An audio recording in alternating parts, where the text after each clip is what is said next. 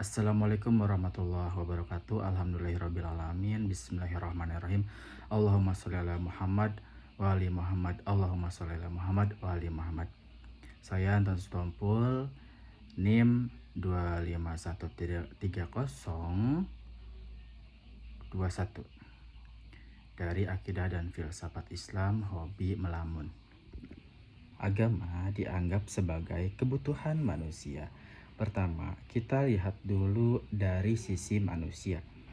Manusia ialah makhluk materi dan makhluk spiritual. Nah, agama masuk ke dua-duanya. Dari sisi materi, agama dapat membantu kehidupannya di dunia. Sedangkan dari sisi spiritual, manusia lebih condong untuk mendekatkan dirinya kepada yang transenden. Manusia sangat bergantung kepada yang tak terbatas. Mengapa? Karena manusia sangat terbatas, sehingga untuk mencurahkan hidupnya, karena memang manusia memiliki keinginan yang sangat tidak terbatas, artinya dia harus menggantungkan dirinya kepada yang tak terbatas itu. Siapa? Yaitu Allah Subhanahu wa Ta'ala. Mengapa sebagian orang itu menolak agama? Karena ya seperti di Eropa, mereka menolak agama dan cenderung ateis, betul ya. Nah, mereka itu kecewa dengan agama, terutama Kristen ya, yang cenderung otoriter gitu ya, cenderung sepihak untuk melakukan berbagai hal dan kekuasaan, sehingga mereka melakukan upaya untuk memisahkan antara agama dan juga kehidupan sosialnya, sehingga agama hanya disakralkan pada ibadah dan ritual, sedangkan kehidupan sosialnya ya udah untuk mereka dianggap dipisahkan gitu dengan agama.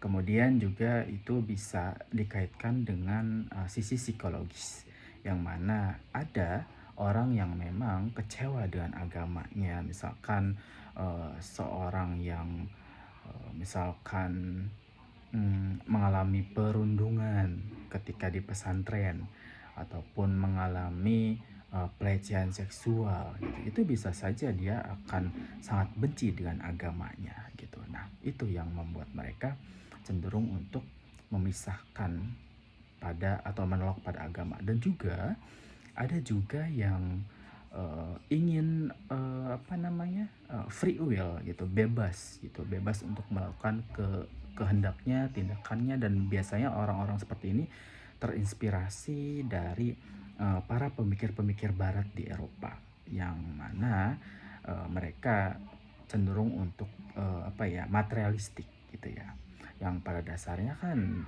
manusia itu makhluk spiritual juga, yang seharusnya dia bisa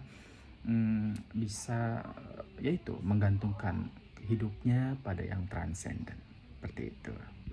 Ya, kalau ditanya argumen mana yang paling diterima tentang adanya Tuhan, ya kita harus uji dulu semuanya. Bagaimana argumen itu, apakah bisa diterima?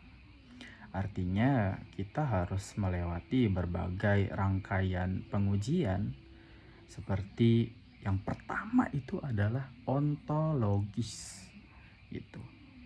Ini yang kebanyakan para mahasiswa kurang melihat ya, kurang melihat bagaimana sisi ontologis tentang adanya Tuhan, begitu.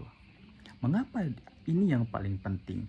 Karena argumen apapun itu hanya konsep yang disampaikan oleh pemikir ya, oleh para mutakallimun gitu ya. Artinya ya kita jangan sampai menerima begitu saja. Kita juga harus bisa melihat, menilai bagaimana argumen itu bisa kokoh secara ontologis. Yang jelas, ketika argumen adanya Tuhan bisa kokoh secara ontologis, itulah yang bisa diterima, ya. Karena apa? Karena kita sebagai yang beragama, ya, terutama Muslim, ialah kita harus beriman secara rasional, ya. Kita jangan sampai beriman yang buta, gitu. Oke? Tuhan itu tidak membiarkan makhluknya mendapatkan kejahatan, gitu. Kalau kita tahu Tuhan secara ontologis, ya, zatnya itu wajib al-wujud, ya. Kemudian zatnya ini kan termanifestasi, dia hidup. Nah, di dalam manifestasinya itu ada sifat-sifat Tuhan yang muncul, seperti pencipta menciptakan air beserta hukum-hukumnya. Nah, ketika air ini memiliki hukum, yaitu memiliki sifat mengalir, artinya air ini mengalir dari daratan tinggi ke daratan rendah. Ketika air itu banyak, terjadi air bah, yang mana air ini langsung ke bawah dan memporak-porandakan makhluknya, ya, warga-warga sekitar, seperti itu. Sehingga lalu kalau misalkan secara moral ada kejahatan dalam hal misalkan pelecehan seksual, kemudian pembunuhan, nah itu merupakan gradasi, ya, ada tingkatan-tingkatan wujud, dimana ketika kejahatan itu muncul, artinya wujud eksistensi yang dipancarkan oleh ilahi itu redup, sehingga muncul kejahatan. Misalkan kepada manusia yang melakukan pembunuhan, artinya gradasi eksistensi Tuhan yang diterima oleh manusia tersebut yang melakukan pembunuhan itu redup, gitu ya. Sehingga makanya kita perlu meningkatkan gradasi kemunculan cahaya ilahi, supaya apa? Supaya kita juga bisa terhindar dari perilaku kejahatan-kejahatan yang ada di dunia ini, yang pada dasarnya semua sudah atas dasar irodah, yang mana di situ ada sebab dan juga akibat. Sebab dan akibat ini adalah hasil dari manifestasi Tuhan yang hidup, ya, berupa esensi, di mana esensi ini aksiden, ya.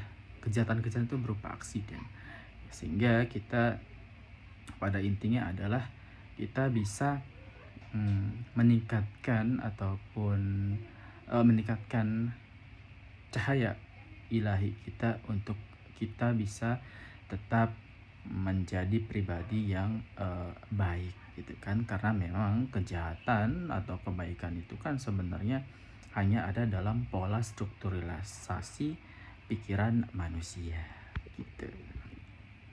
Ya, mata kuliah filsafat agama ini cukup menarik sekali, ya, dibahas. Apalagi kalau misalkan kuliahnya dilakukan secara offline. Karena di situ banyak sekali yang harus digali, gitu ya. Dari mulai ketuhanan, dari mulai manusia, dari mulai sifat-sifat Tuhan, perilaku manusia dan lain sebagainya. Artinya filsafat agama ini memang sangat penting dan dibutuhkan oleh kita sebagai mahasiswa, gitu.